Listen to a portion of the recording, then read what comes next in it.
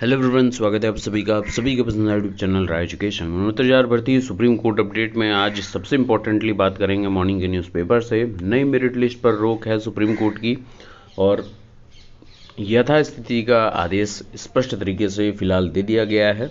आप सभी को कल की अपडेट में स्पष्ट तरीके से बात पता चल गई थी और 23 तारीख की एक तारीख बताई गई है जिसमें दोनों पक्षों को अपने रिटन सबमिशन की बात कही गई है माननीय सुप्रीम कोर्ट के द्वारा। और दोनों मंत्रियों ने क्या कहा है और क्या क्या बातें हुई हैं, इस वीडियो में आई सारी लेटेस्ट अपडेट को कवर लेते हैं। वीडियो शुरू करते हैं। तो 29 शिक्षकों की नई सूची पर रोक है। उत्तर प्रदेश शिक्षक भर्ती मामला, शीर्ष अदालत ने इलाहाबाद हाईकोर्ट का फैसला किया स्थगित। राज्य सरकार व संबंधित पक्षों को नोटिस जारी कर दिया गया है।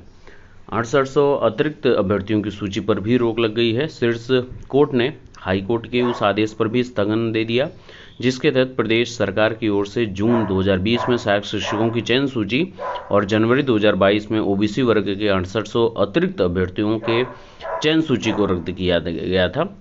और हाईकोर्ट ने स्पष्ट तरीके से कहा था कि अगर कोई आरक्षित वर्ग का अभ्यर्थी समान श्रेणी में बराबर मेरिट अंक हासिल कर लेता है तो उसका चयन समान श्रेणी में ही माना जाना चाहिए। हाईकोर्ट ने जो आरक्षण नियमावली 1981 और 94 का पालन करके नई सूची बनाने का आदेश दिया था, उस पर कल जो सुनवाई हुई उसमें स्पष्ट तरीके से उस चयन सूची जिसकी बात की जाए उस पर फिलहाल यथास्थिति बनाने की बात की गई है।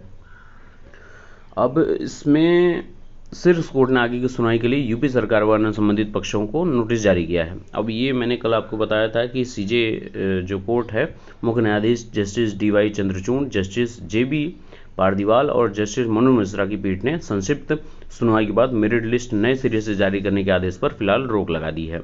पीठ ने कहा कि पहले वह हाईकोर्ट के फैसले का अध्ययन करेगी, बाद में मामले के कानूनी पहलुओं को परखकर आदेश पारित करेगी। तो 23 तारीख का जो डेट दिया गया है उस डेट में सभी संबंधित पक्षकारों को 7-7 पन्नों में अपनी दलीलें जमा करनी है लिखित में। और आप सभी को पता है कि सरकार की तरफ से यूपी गवर्नमेंट की तरफ से जो पक्ष रखा गया है, अपने दलील रखे गए हैं वकीलों द्वारा, उसमें स्पष्ट तरीके से बोला गया है कि हम डबल बेंच का जो आदेश है उस आदेश को मानते हैं, लेकिन फ़िलहाल सुप्रीम कोर्ट का 23 सितंबर को डेट लगाते हुए ये कहा गया कि 7-7 पन्नों में आप लोग अपनी दलीलें लेकर आइए। कोर्ट ने इसके लिए 2 नोडल वकील तय किए हैं और पीठ ने कहा है कि 23 सितंबर से शुरू हो रहे सप्ताह में मामले की सुनवाई करेगी। अब हाईकोर्ट ने जो 16 अगस्त के आदेश के खिलाफ रवि कुमार सक्सेना व 51 अन्य लोगों ने सुप्रीम कोर्ट का रुख किया था और अब इसमें स्पष्ट बात ये है कि सुप्रीम कोर्ट के फैसले से जो फिलहाल कार्यरत शिक्षक हैं उनको राहत मिली है, सरकार को भी इस तरीके से राहत मिली है। 69 शिक्षक भर्ती मामले में नई सूची जारी करने पर सुप्रीम कोर्ट की रोक लगने के बाद प्रदेश सरकार ने राहत की सांस ली है। माना जा रहा है कि कोर्ट के इस फैसले के बाद अब सरकार के स्तर पर इस मामले के हल करने का सर्वमान्य फार्मूला निकाल लिया जाएगा। हालांकि सुप्रीम कोर्ट ने अब 23 सितंबर को दोनों पक्षों को लेकर जवाब मांगा है, इससे सरकार को और भी समय मिल गया है। अब देखने वाली बात ये होगी कि इस सर्वमान्य फार्मूला क्या होगा और इसमें कितनों को लाभ होगा, ये आने वाले समय में आपके समझ सारी चीज़ें होंगी। लेकिन फ़िलहाल कल जो है अनुप्रिया पटेल जी जो राष्ट्रीय अध्यक्ष हैं अपना दल की, उनके द्वारा एक लेटर जारी किया गया जिसमें दोनों पक्षों की बात की गई।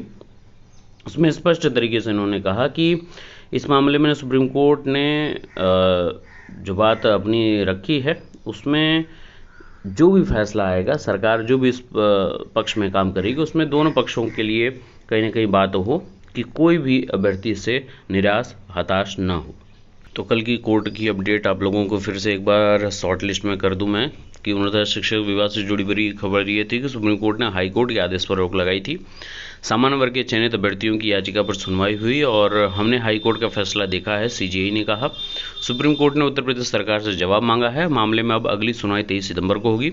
हाई कोर्ट ने नए सिरे से लिस्ट बनाने के आदेश पर जो आदेश दिया था उस पर सुप्रीम कोर्ट ने इस पर रोक लगा दी है। सुप्रीम कोर्ट ने मामले में लिखित दलीलें मांगी हैं और फैसले की स्टडी के लिए वक्त भी चाहिए, ये सुप्रीम कोर्ट की CJI बेंच ने ये स्पष्ट तरीके से बात रखी है। तो देखने वाली बात ये होगी कि किस तरीके से इस बात को लेकर आगे बढ़ा जाता है और सरकार किस प्रकार का सर्वमान्य फार्मूला लेकर आती है, जिसपे जो चयनित अध्यापक हैं जो विगत 4 वर्षों से शिक्षण कार्य में लगे हुए विभाग की सेवाएं कर रहे हैं, उनके साथ किस तरीके से समायोजन की बात करती है और आरक्षित वर्ग के अभ्यर्थी जिनके साथ कहीं ना कहीं आरक्षण में प्रश्न चिन्ह उठा है, उनके साथ किस प्रकार का कार्य किया जाता है, वो आने वाले समय में स्पष्ट तरीके से आपके समक्ष रखी जाएगी। बाकी के लेटेस्ट अपडेट के लिए बने रहिए। Best of luck. Thank you so much.